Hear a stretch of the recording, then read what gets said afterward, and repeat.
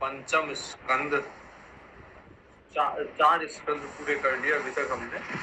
आज से पंचम स्कंद में प्रवेश करेंगे। पंचम स्कंद का नाम है स्थानम। तो पहला जो स्कंद था, प्रथम स्कंद, वो था अधिकारी स्कंद कि भागवत को पढ़ने के लिए या भगवान की भक्ति करने के लिए कौन अधिकारी है।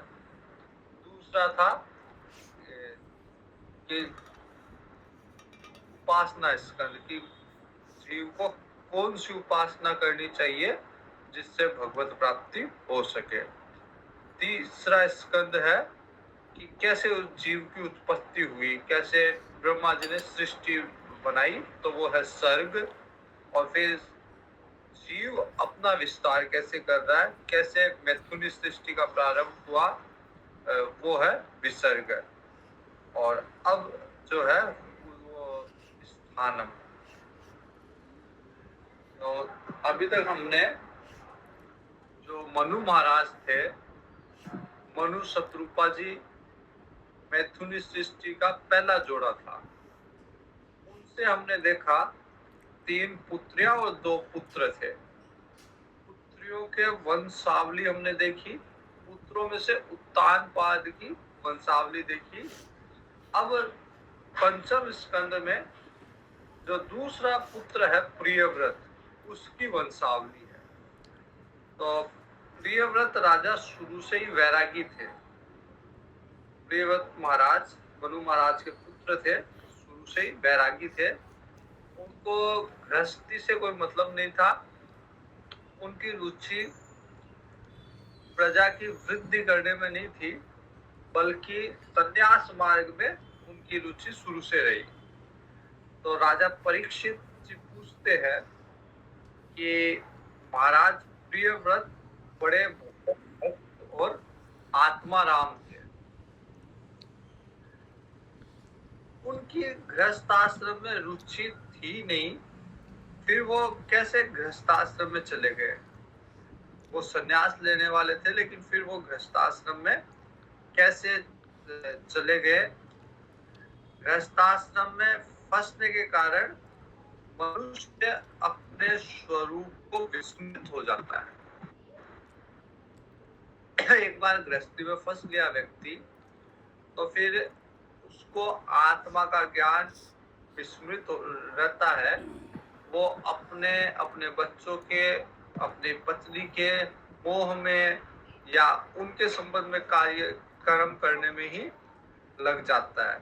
कर्म बंधन में फंस जाता है, मोह हो जाता है। मोह होने के कारण कर्म बंधन उत्पन्न होते हैं। तो निश्चित रूप से प्रियव्रत जी जैसे लोग जो निसंग है, महापुरुष है, वो गृहस्थाश्रम को ज्यादा महत्व नहीं देते। गृहस्थाश्रम में अभिनिवेश नहीं रहता उनका।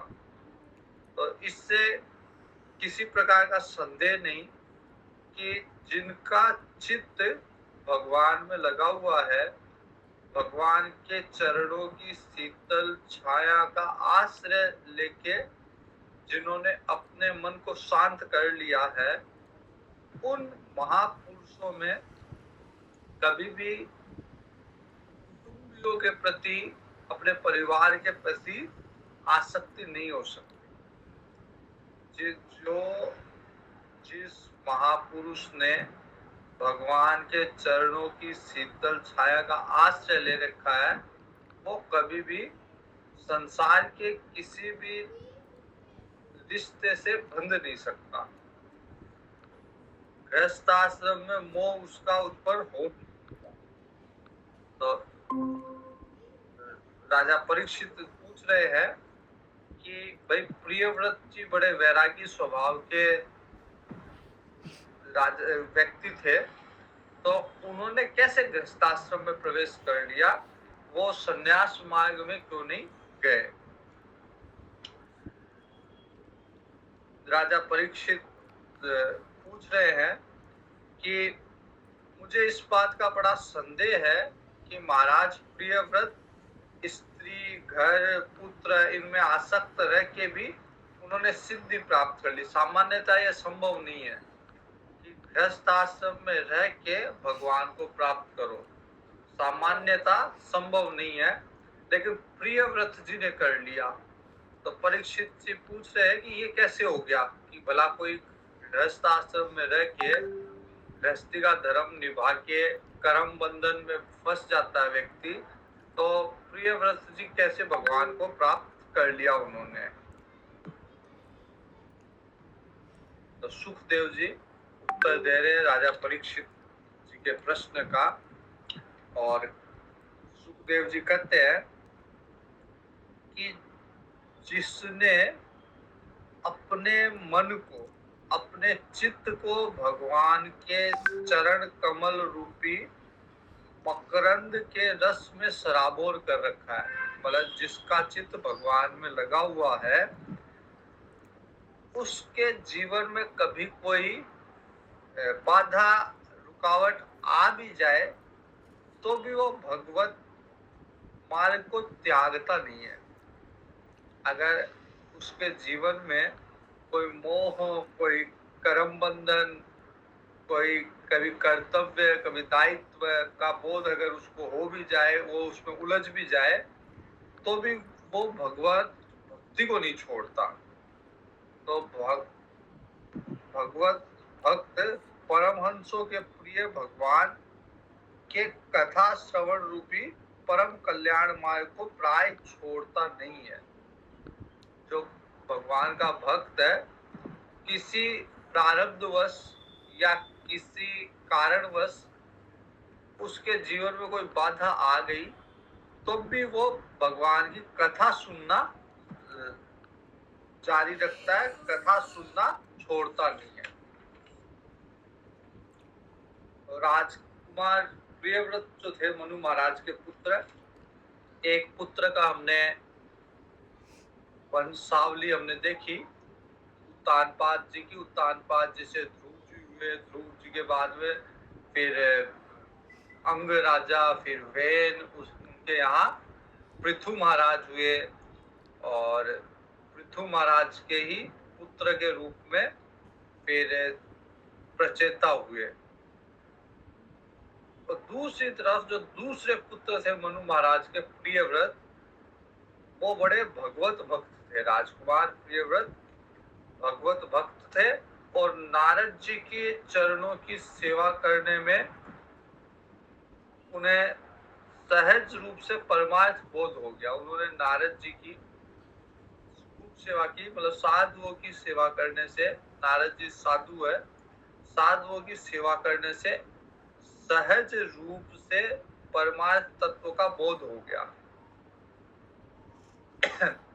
ऐसे परमार्थ तत्व को अगर कोई व्यक्ति अपने आप से खोजे, अपने आप से उसका ज्ञान प्राप्त करना चाहे तो बड़ा मुश्किल है, लेकिन साधुओं की सेवा से सुलभ तरीके से वो चीज उपलब्ध हो जाती है।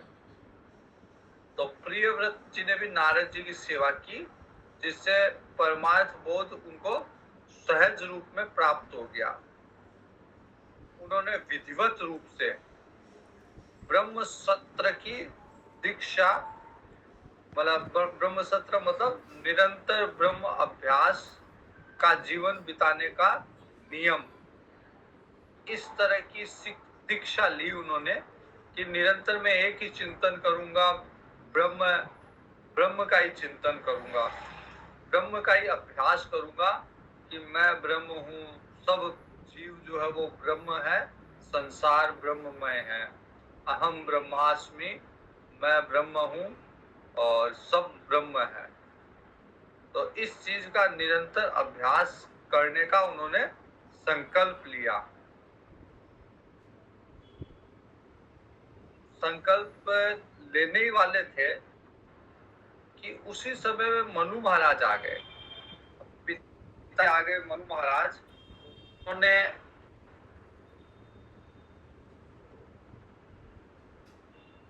उन्होंने आज्ञा दी प्रियव्रत जी को कि आप अब पृथ्वी का शासन करिए, राज्य को संभालिए, श्रेष्ठ गुणों से पूर्णतः आप संपन्न हो, इसलिए मैं चाहता हूँ कि मेरा जो राज्य है वो आप संभाले। प्रियव्रत जी ने अखंड समाधि योग के द्वारा अपनी सारी इंद्रियों में विजय प्राप्त कर चुके थे उस समय, और क्रियाओं को भगवान में समर्पण कर चुके थे। तो प्रियव्रत जी जिन्होंने इंद्रियों पे विजय प्राप्त कर ली, कर्मों को भगवान में समर्पित कर दिया, उन्होंने पिता की आज्ञा यद्यपि उल्लंघन करने योग्य नहीं है, लेकिन ये सोच के कि राज्य का अधिकार अगर मुझे मिल जाएगा तो फिर आत्म स्वरूप स्त्री पुत्र आदि ये सारा का सारा प्रपंच उत्पन्न हो जाएगा मेरे सामने। जैसे ही राज्य संभालूंगा फिर विवाह करना पड़ेगा, फिर पत्नी होगी, पुत्र होंगे, तो राज्य और कुटुंबों की चिंता में फंस के मैं भगवान को भूल जाऊंगा। उन्होंने ये सोच के राज्य को अस्वीकार कर दिया। उन्होंने पिताजी को, यद्यपि पिताजी की आज्ञा का उल्लंघन नहीं करना चाहिए, लेकिन उन्होंने ये सोचा कि पिताजी की आज्ञा मान लूंगा, राज्य को स्वीकार कर लूंगा, तो फिर भगवान को कब याद करूंगा, इन्हीं चीजों में उलझ के रह जाऊंगा। इसलिए उन्होंने अस्वीकार कर दिया कि मेरे को नहीं चाहिए राज्य। मनु महाराज जो थे वो अपने पिताजी ब्रह्मा जी के पास गए, और ब्रह्मा जी जो हमेशा इसी बात का चिंतन करते हैं कि कैसे इस प्रपंच का विस्तार करें, कैसे सृष्टि का विस्तार हो, क्योंकि भगवान ब्रह्मा जी जो है सृष्टि को उत्पन्न करने वाले हैं, तो वो चाहते हैं कि ज्यादा से ज्यादा सृष्टि का विस्तार हो, ज्यादा से ज्यादा प्रपंच रचूं मैं। अब मनु महाराज ब्रह्मा जी की आज्ञा का पालन अपने पुत्र से करवाना चाहते हैं, लेकिन पुत्र कर नहीं रहा, पुत्र का मन भगवत भक्ति में है। तो फिर ब्रह्मा जी को उन्होंने जाके अपनी सारी बात बताई। उन्होंने प्रियव्रत की ऐसी प्रवृत्ति देखी, तब वे ब्रह्मा जी जो है वो अन्य ऋषियों को और चारों वेदों को साथ में लेके अपने पार्षदों के साथ अपने लोक से, ब्रह्म लोक से उतर के पृथ्वी पे आए प्रियव्रत को समझाने के लिए। और आकाश में चारों तरफ ब्रह्मा जी आ रहे हैं, ब्रह्मा जी के पार्षद आ रहे हैं, तो चारों तरफ विमान इधर उधर हो गए। रास्ते में मार्ग में देवता लोग जिस जिस लोक पे रहते थे उन्होंने ब्रह्मा जी का अर्चन पूजन स्वागत सब किया, और टोलियां बना बना के फिर सब सिद्ध गंधर्व चारण मुनि ये सब ने ब्रह्मा जी का की स्तुति की। फिर ब्रह्मा जी जो है प्रियव्रत जी के पास आए पृथ्वी लोक पे, और उन्होंने उपदेश देने के लिए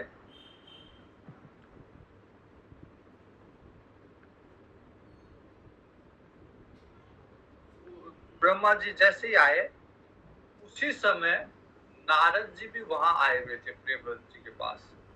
नारद जी की इच्छा थी कि इसे आत्म विद्या का उपदेश दूं, ब्रह्मा जी की इच्छा थी कि ये संसार को चलाए।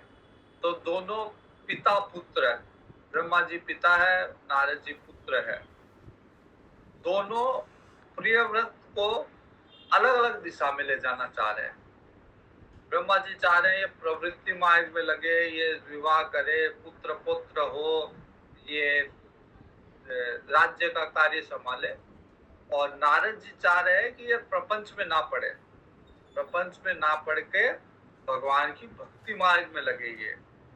लेकिन पिता के सामने नारद जी भी कुछ बोल नहीं पाए।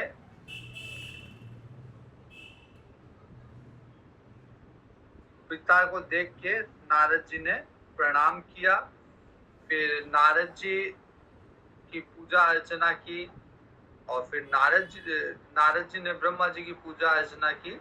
फिर ब्रह्मा जी ने कहा, बेटा मैं तुम्हें सत्य सिद्धांत बताता हूँ। ध्यान देके सुनना,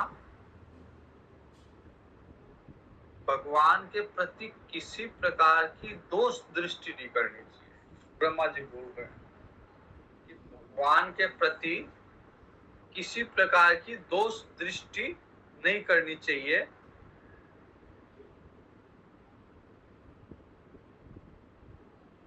हम सब भगवान की ही आज्ञा का पालन कर रहे हैं। अगर कोई गृहस्थी में जा रहा है, कोई विवाह कर रहा है, तो वो भगवान की ही आज्ञा का पालन कर रहा है। कोई संन्यास धारण कर रहा है, वो भगवान की ही आज्ञा का पालन कर रहा है। तो हम सब, जिसमें ब्रह्मा जी भी शामिल है, शिव जी भी शामिल है, सब गुरु महर्षि नारद जी सब विवश होकर भगवान की ही आज्ञा का पालन कर रहे हैं। उनके विधान को कोई भी किसी भी तरह, किसी भी तप के द्वारा, योग बल के द्वारा, विद्या के द्वारा, या अपनी बुद्धि से, या धन के बल पे, या धर्म की शक्ति के बल पे, या स्वयं के द्वारा किसी और की सहायता से टाल नहीं सकता। जो भी विधान है भगवान का, उसको कोई नहीं टाल सकता। कितना ही शक्तिशाली हो, कितना ही विद्वान हो, कितने युक्ति वाला हो, भगवान के विधान को कोई टाल नहीं सकता। तो उसी अव्यक्त ईश्वर के दिए हुए शरीर को सब जीव जन्म मरण शोक मोह भय सुख दुख भोग, इन सब का ही भोग करते हैं, और कर्म करने के लिए ही ये शरीर मिला हुआ है। तो ब्रह्मा जी अब कर्म की महत्वता बताते हैं कि क्यों व्यक्ति को कर्म करना चाहिए, जबकि नारद जी ये समझा रहे हैं कि आत्मा में कोई कर्म है ही नहीं, इसलिए संन्यास मार्ग का धारण करना चाहिए, आत्मा का चिंतन करना चाहिए। और ब्रह्मा जी बता रहे हैं कि कर्म करना चाहिए। जैसे रस्सी से बंधा हुआ पशु मनुष्य का बोझ होता है, उसी प्रकार भगवान की वेद रूपी वाणी की बड़ी बड़ी रस्सियों से जो सत्व तमो रजोगुण है, इन रस्सियों से व्यक्ति बंधा हुआ है। और मजबूरी में, जैसे पशु जो है मजबूरी में उसको चलना पड़ता है, वैसे व्यक्ति भी मजबूरी में कर्म करता है। तो सब कर्मों से जकड़े हुए हैं, कर्मों में लगे हुए हैं।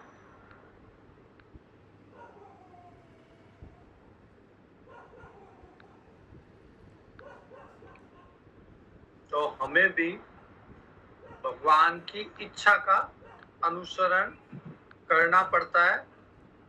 जैसे अंधे व्यक्ति को आंख वाला व्यक्ति जहां ले जाता है वहां वो जाता है। अंधे व्यक्ति को रास्ता पता नहीं, कोई आंख वाला उसे ले जाता है कि चलो मैं ले चलता हूँ। अब वो सही ले जाओ गलत ले जाओ, वो उसे जाना पड़ता है। तो ब्रह्मा जी कहते हैं कि पृथ्वी लोक में सभी जीव भगवान जैसा चला रहे वैसा चल रहे हैं।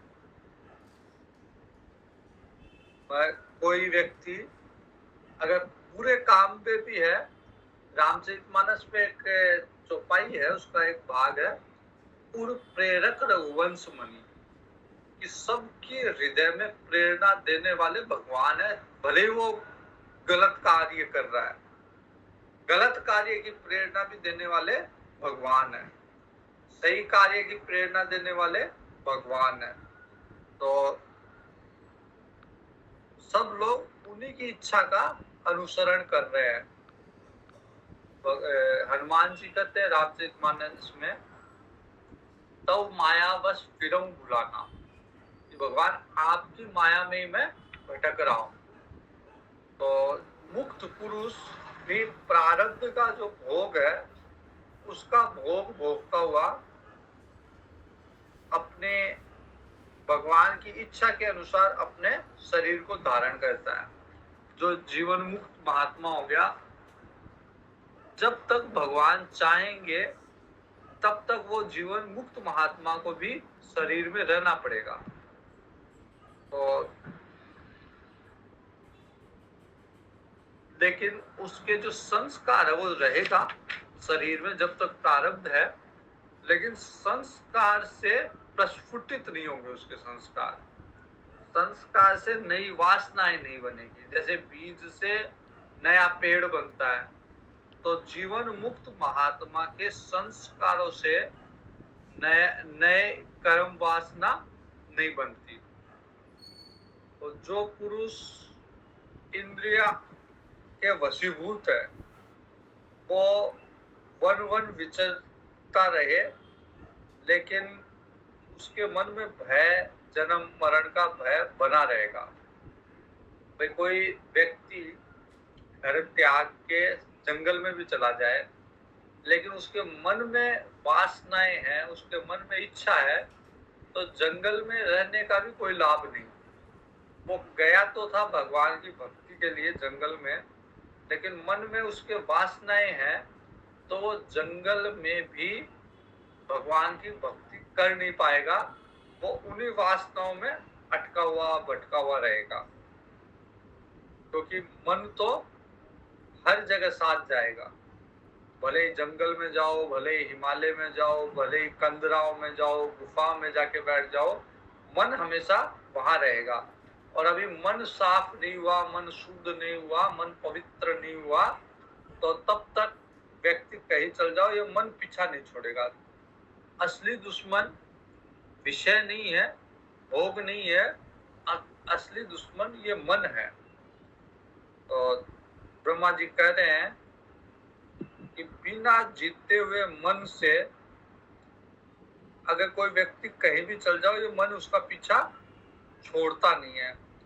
तो बुद्धिमान व्यक्ति क्या करता है? बुद्धिमान पुरुष इंद्रियों को जीत कर अपने आत्मा में रमण करता है। उसका गृहस्थ आश्रम भी कुछ नहीं बिगाड़ सकता। तो मूल जो प्रश्न था वो ये था कि प्रियव्रत जी गृहस्थ आश्रम में प्रवेश कर रहे भगवान की भक्ति छोड़ के, तो क्या ये गृहस्थ आश्रम उनकी भगवत भक्ति में बाधा बनेगा क्या? तो सुखदेव जी कहते हैं कि जो अपने आत्मा में ही रमण करता है, गृहस्थ आश्रम भी उसका कुछ नहीं बिगाड़ सकता। तो पहले क्या करते हैं? पहले ऋषि मुनि अपने इंद्रियों को पहले वश में करते हैं।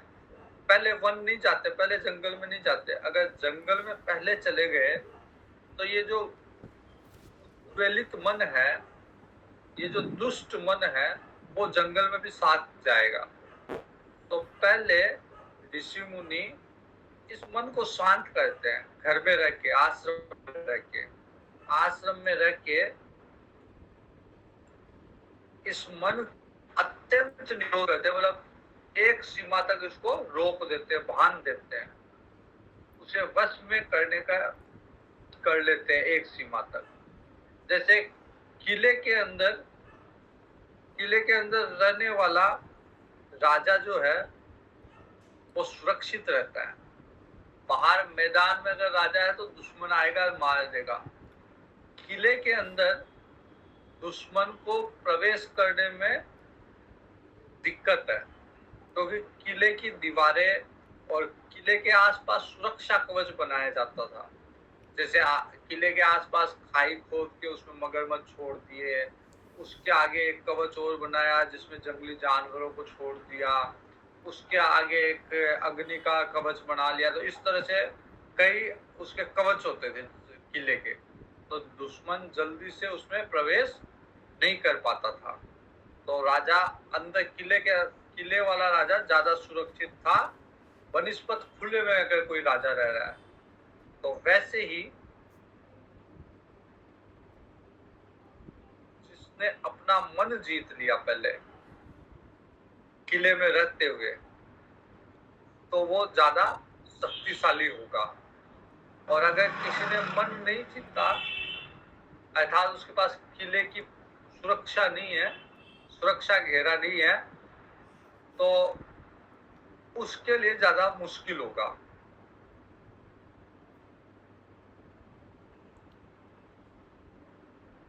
तो पहले क्या करता था राजा कि किले में रहता था और दुश्मन सेना पे वार करता था, उसे छीण करता था। जब दुश्मन की सेना कमजोर पड़ जाती थी तो राजा, शक्तिशाली राजा बाहर निकल के उसका नाश कर देता था। वैसे ही पहले घर में रह के मन को छीण किया जाए, कमजोर किया जाए, फिर जंगल में जाके, वन में जाके उसका पूर्णतया सफाया नाश कर दिया जाए। तो ब्रह्मा जी कह रहे हैं कि जब शत्रु अत्यंत क्षीण हो जाए तो विद्वान उस पे उस समय आक्रमण करते हैं। तो यद्यपि भगवान के चरण कमल के आश्रित आप हो, प्रियव्रत से कहते हैं कि आप भगवान के चरण कमलों के आश्रित हो, शत्रुओं को जीत चुके हो, तो भी पहले उन पुराण पुरुषों के दिए हुए भोगों को भोगो। जो भोग भगवान ने, हालांकि आपने, आपका मन जीत लिया, आपने, आपकी इच्छा नहीं है भोग भोगने की, लेकिन ये भोग भी उसी भगवान के दिए हुए हैं। तो आप पहले भोग भोगो और उसके बाद में निस्संग होके आत्म स्वरूप में स्थित हो जाना। लेकिन अभी शुरू में भोग भोगो, राज्य करो, फिर बाद में वृद्धावस्था में संन्यास धारण कर लेना और आत्मा स्वरूप में स्थित हो जाना। सुखदेव जी कहते हैं कि जब ब्रह्मा जी ने इस प्रकार कहा, इस प्रकार समझाया प्रियव्रत को, तो प्रियव्रत ने छोटे होने के कारण नम्रता में कुछ कहा नहीं, जो आज्ञा, बस इतना ही कहा कि जो आपकी आज्ञा। प्रियव्रत ने ब्रह्मा जी का कहा हुआ मान लिया, उनकी आज्ञा को, आदेश को शिरोधार्य किया और स्वयंभू मनु महाराज ने प्रसन्न होके ब्रह्मा जी की विधिवत पूजा की। मन और वाणी के जो अविषय है, उनके विषय नहीं है, वो भगवान, उस पर ब्रह्म का चिंतन करते हुए अपने लोक चले गए ब्रह्मा जी।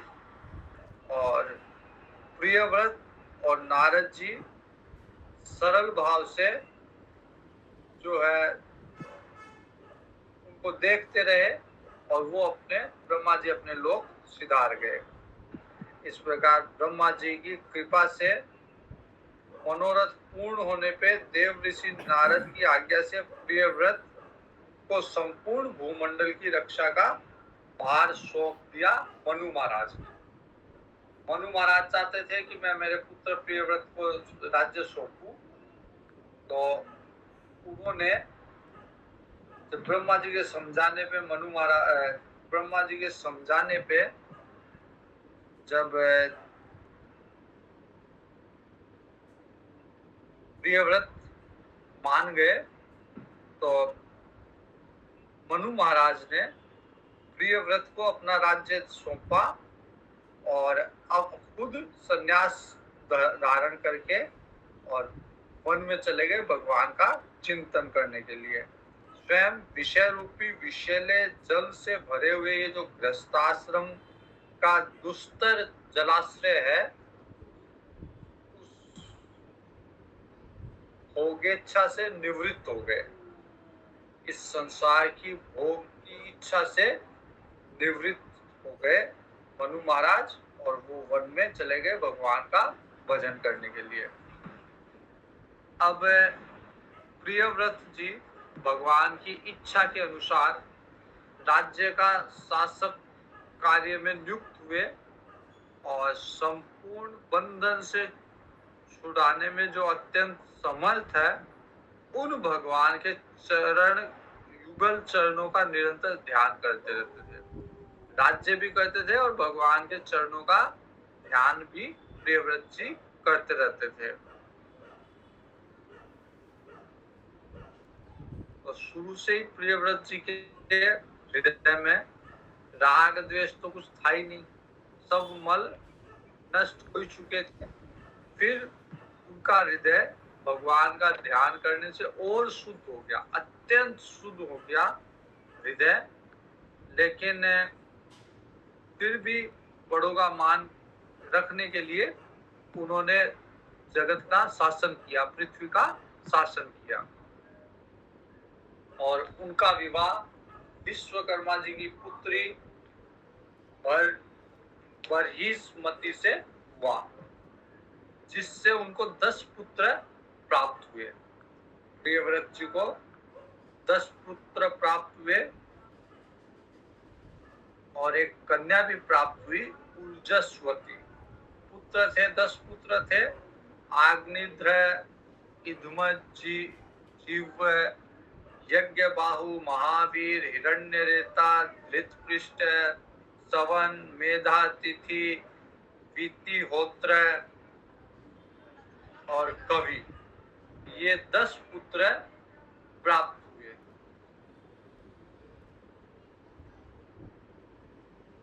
इसमें से 3 पुत्र कवि, महावीर और सवन, ये नैष्ठिक ब्रह्मचारी बन गए। इन्होंने विवाह नहीं किया, इन्होंने संन्यास आश्रम को ही स्वीकार किया। 3 पुत्रों ने, प्रियव्रत जी के 3 पुत्रों ने संन्यास मार्ग को ही धारण किया।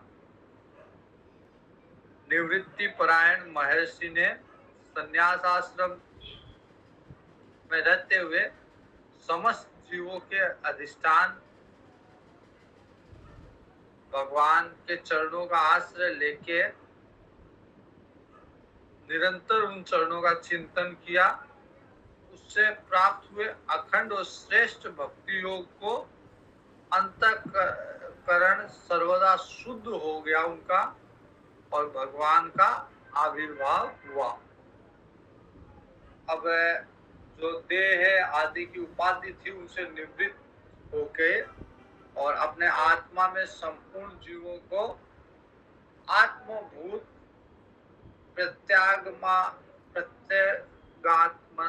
आत्मा में एक ही भाव में स्थित हो गए। मतलब सब जीवों को अपनी ही आत्मा मानने लग गए। महाराज प्रियव्रत के दूसरी एक पत्नी और हुई, उनसे उत्तम, तामस और रेवत, ये 3 पुत्र हुए प्रियव्रत जी को। इस प्रकार 3 निवृत्ति परायण पुत्र हो जाने पे प्रियव्रत जी ने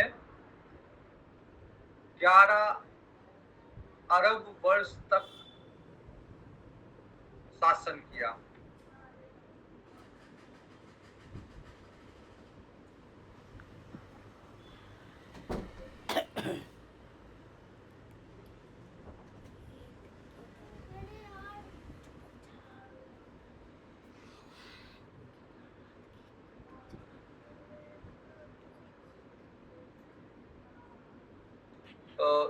उनका शासन इस तरह का था कि जिस समय वो अगर धनुष की टंकार भी करते थे तो सारे दुष्ट, सारे धर्मद्रोही व्यक्ति इधर उधर छिप जाते थे। इतना भय था उनका दुष्टों के हृदय में। प्राण जो बर्हिष्मति थी के साथ, मतलब अपनी पत्नी के साथ प्रियव्रत जी आमोद प्रमोद और क्रीड़ाओं में रत रहते थे।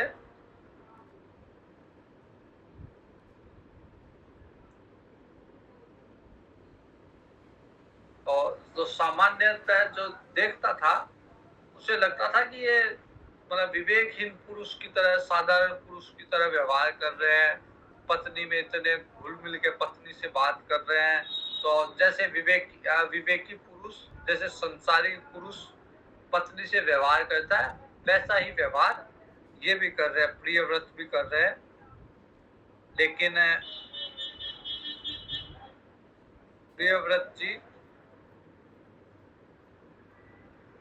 वास्तव में उनसे कभी आसक्त नहीं थे। कितने भी भोगों में रहे, लेकिन फिर भी उन भोगों में कभी आसक्ति हुई नहीं प्रियव्रत जी की। एक बार उन्होंने देखा कि भगवान सूर्य सुमेरु की परिक्रमा करते हुए पृथ्वी के जितने भाग को आलोकित कर रहे हैं, प्रकाशित कर रहे हैं, उससे उसमें से आधा ही प्रकाश में रहता है और आधा अंधकार छाया रहता है। मतलब पृथ्वी के आधे भाग में दिन रहता है और आधे भाग में रात रहती है। तो उनको ये बात अच्छी नहीं लगी। उन्होंने ये संकल्प लिया कि मैं रात को भी दिन बना दूंगा। प्रियव्रत जी ने जब देखा कि सूर्य भगवान पूरी पृथ्वी को प्रकाशित नहीं कर रहे, तो उन्होंने संकल्प ले लिया रात को दिन बना दूंगा। सूर्य के समान ही एक दूसरा सूर्य उन्होंने बनाया, जो पृथ्वी के 7 परिक्रमा की उन्होंने, और भगवान की उपासना से इनका अलौकिक प्रभाव बहुत बढ़ गया था। तो इस तरह से प्रियव्रत जी जो थे, उन्होंने एक दूसरा ही सूर्य बना दिया। उनको ये बात अच्छा नहीं लगी कि कभी दिन कभी रात होती है, तो एक और सूर्य उन्होंने तैयार कर दिया। फिर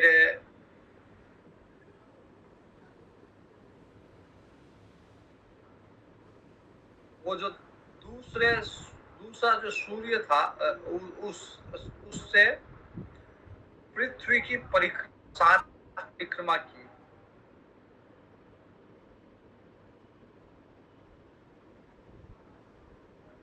तो एक बहुत ही सूर्य की तरह प्रकाशित होने वाले रथ से में बैठ के उन्होंने, प्रियव्रत जी ने पृथ्वी की 7 परिक्रमा की, और उस परिक्रमा से उनके रथ के पहिए से जो लकीर बनी, उससे 7 समुद्र हुए और उससे पृथ्वी 7 द्वीपों वाली हो गई। पहले पृथ्वी एक ही थी। फिर प्रियव्रत जी ने एक बहुत ही प्रकाशवान रथ में बैठ के और पृथ्वी की 7 परिक्रमा की। उनके पहियों के वेग से पृथ्वी जो लकीरें बनी, उनमें 7 समुद्र हो गए और पृथ्वी 7 द्वीपों में विभाजित हो गई। जो 7 भाग हुए पृथ्वी के, उनके अलग अलग नाम है। जम्बूद्वीप, प्लक्षद्वीप, सालमील, कुशद्वीप, क्रांच, साक और पुष्कर, ये 7 द्वीप बन गए। पहले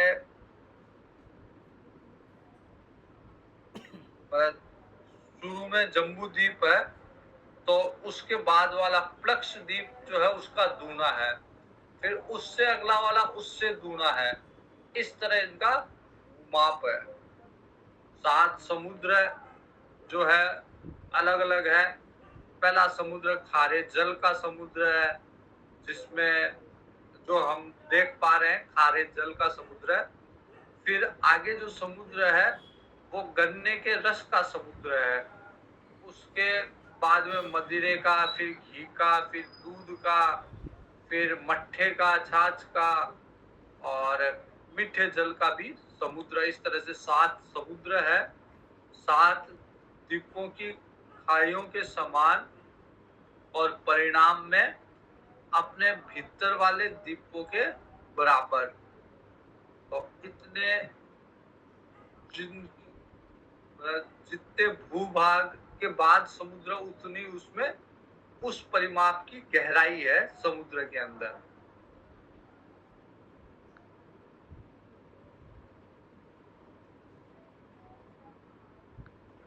महाराज प्रियव्रत अपने पुत्र इनको एक एक उन्होंने दीप दे दिया। अब पृथ्वी 7 भागों में बट गई। प्रियव्रत के 10 पुत्र थे जिसमें से 3 वैरागी हो गए और जो 7 पुत्र बचे उनको एक एक द्वीप का राजा बना दिया। जम्बू आदि जितने भी द्वीप थे सब पे एक एक राजा अपने पुत्रों को बिठा दिया और अपनी कन्या जो ऊर्जस्वती नाम की कन्या थी उसका विवाह शुक्राचार्य जी से कर दिया प्रियव्रत जी ने। उसी कन्या और शुक्राचार्य जी से देवयानी का जन्म हुआ।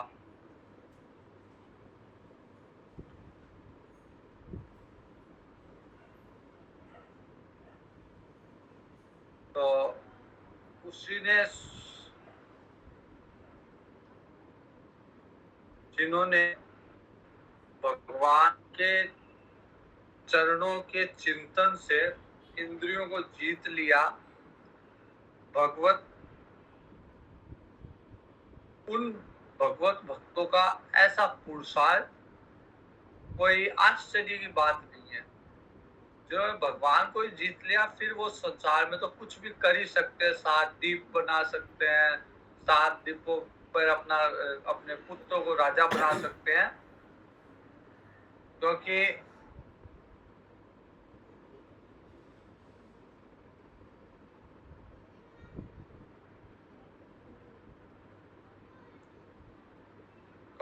कितना ही नीच भी व्यक्ति अगर एक बार भी भगवान को पुकारे, भगवान का नाम ले तो वो मुक्त हो जाता है।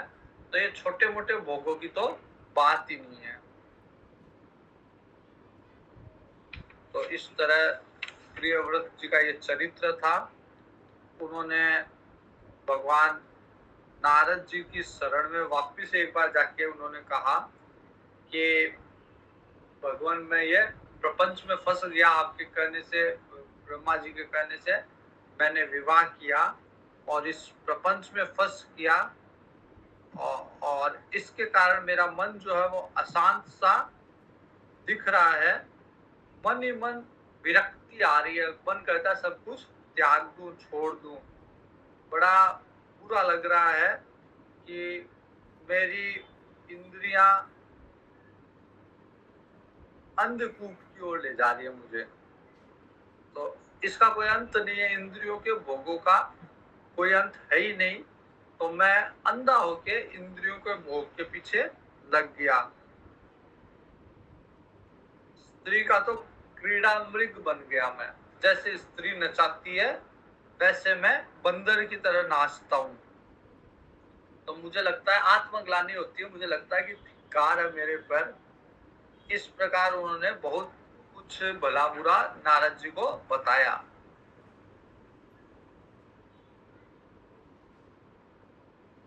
भगवान की कृपा से वापिस से प्रियव्रत जी में विवेक जागृत हुआ, विवेक वृत्ति जागृत हुई और उन्होंने अपने पुत्रों को सारा पृथ्वी का राज्य संभला के, जितने तरह तरह के भोग थे, साम्राज्य लक्ष्मी थी, वो सब पुत्रों को छोड़ दिया और मन में वैराग्य धारण करके भगवान की लीलाओं का चिंतन करते हुए नारद जी के बताए हुए मार्ग का उन्होंने पुनः अनुसरण किया। महाराज प्रियव्रत के विषय में प्रसिद्ध है कि प्रियव्रत ने जो कर्म किए उन्हें सर्वशक्तिमान ईश्वर के सिवा और कौन कर सकता है। मतलब इतने जो कर्म किए, पृथ्वी को 7 भागों में बांट दिया, 7 समुद्र बना दिया, तो ईश्वर के अलावा ये कौन कर सकता है। रात्रि के अंधकार को मिटाने का भी उन्होंने प्रयास किया। उनको अच्छा नहीं लगता कि 12 घंटे रात आ जाए, तो उसको भी मिटाने के लिए उन्होंने प्रयास किया और अपने रथ से 7 समुद्र बनाए, प्राणियों के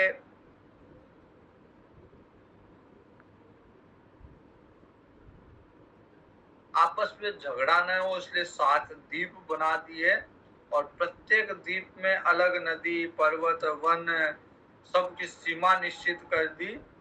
वे भगवत भक्त नारद जी के प्रेमी भक्त थे। उन्होंने पाताल लोक के, देवलोक के, मर्त्य लोक के तथा कर्म और योग की शक्ति से प्राप्त हुए ऐश्वर्य को तुच्छ समझा, नरक तुल्य समझा और उसे छोड़ दिया।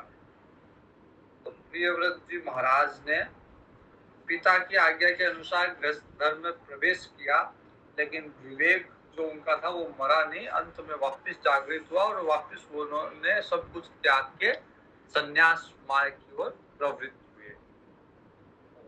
ओम पूर्णमद पूर्णमिदं पूर्णात् पूर्णमुदच्यते पूर्णस्य पूर्णमादाय पूर्णमेवा अवशिष्यते।